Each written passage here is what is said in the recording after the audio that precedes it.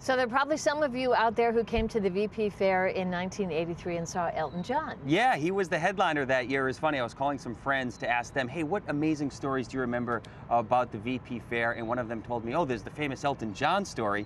Back in 1983, he was the headliner under the arch.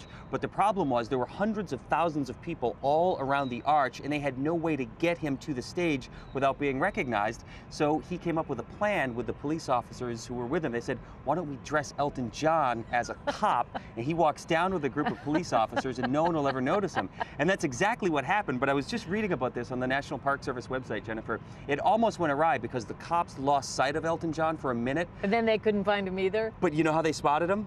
They looked at the cop who was wearing the bright red shoes, and that was Elton John, and nobody knew. He got down to the stage, and no one was ever the wiser. Let that be a lesson to you. Look cool? at people's shoes. That's right. We'll have more on the 4th of July coming up. Yeah, well, hey, thanks a lot, Sarah. Of course, we are under the arch here, right in front of the main stage. Trace Atkins will take the stage tonight at 8 o'clock, and one of my favorite stories about when it was called the VP Fair, 1983, Elton John was the headlining act. Hundreds of thousands of people surrounding the stage. They had no idea how to get Elton John down to the stage without crowds going crazy for him, Jennifer. So do you know what they did?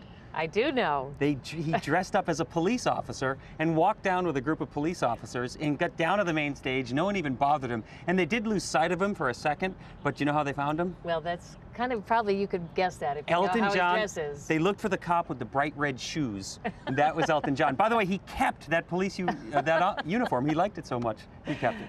Well, coming up, I know a lot of people will be shopping today, and